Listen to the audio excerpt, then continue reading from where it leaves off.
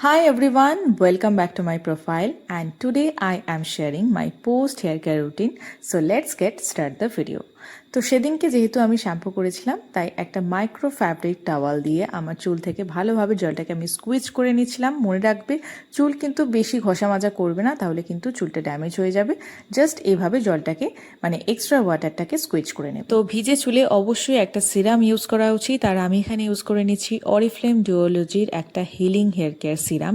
এটাকে তোমরা আফটার শ্যাম্পুইং তোমাদের হেয়ার কেয়ার রুটিনে ইনক্লুড করতে পারো। জাস্ট অল্পতেই কাজ হয়। ড্রাই, ড্যামেজ অ্যান্ড স্প্লিটেন্স থাকলে সেটাকেও কিন্তু এটা খুব ভালোভাবে রিপেয়ার করে দেয়। এছাড়াও তোমরা যদি হিট ইউজ করছো তাহলে সেটার আগেও কিন্তু এই সিরামটা খুব ভালোভাবে তোমরা অ্যাপ্লাই করে নিতে পারো।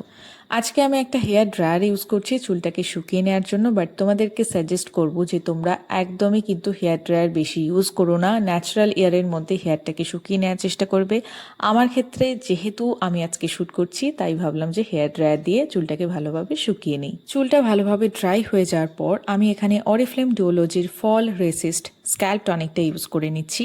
এটা আমার হেয়ার কেয়ার পার্টের মধ্যে সব থেকে ফেভারিট পার্ট, বিকজ এটার মধ্যে আছে হচ্ছে pro vitamin B5, vitamin B3 and rice peptides, যেটা কিন্তু আমার স্ক্যাল্প থেকে চুলগুলোকে একদমই পড়তে দেয় না, মানে হেয়ার ফল কিন্তু অনেকাংশে কম করে। এবং তোমরা দেখতে পাবে যেটা ইউজ করতে করতে তোমাদের মাথায় কিন্তু অনেক নতুন চুল গজাবে। যাদের প্রচণ্ড পরিমাণে টাক পড়ে যাওয়ার প্রবলেম বা অ্যালোপেশিয়ার প্রবলেম, বা ধরো চুল পড়া কিছুতেই থামছে না, নতুন চুলও গজাচ্ছে না, তারা অবশ্যই ডুওলজির এই স্ক্যাল্প টনিকটা ট্রাই করতে পারো। ভীষণ ভীষণ ভীষণ ভালো, খুব ইউজফুল, একটা এফেক্টিভ রেজাল্ট পাওয়া যায়।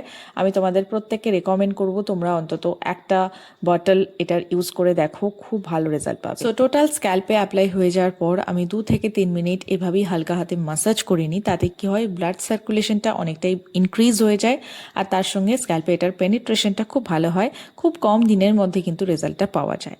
তো তোমরা যদি এই প্রোডাক্ট দুটোর মধ্যে মানে এই হেয়ার সিরাম বা হেয়ার টনিক এই দুটোর মধ্যে কোনো প্রোডাক্ট কিনতে চাইছো তাহলে কিন্তু অবশ্যই আমাকে ইনবক্স করতে পারো। আমার কাছে এগুলো অফার প্রাইসে সব কিছুই কিন্তু অ্যাভেলেবেল। আজকের ভিডিওটা কেমন লাগলো, কতটা ইউজফুল মনে হলো সেটা অবশ্যই আমাকে কমেন্ট করে জানাবে। আর নেক্সট ভিডিওতে তোমরা কীরকম কী ভিডিও দেখতে চাইছো সেটাও আমাকে কমেন্ট করে জানাতে পারো। আমারও একটা আইডিয়া চলে আসবে। চলো দেখা হবে নেক্সট ভিডিওতে। টাটা।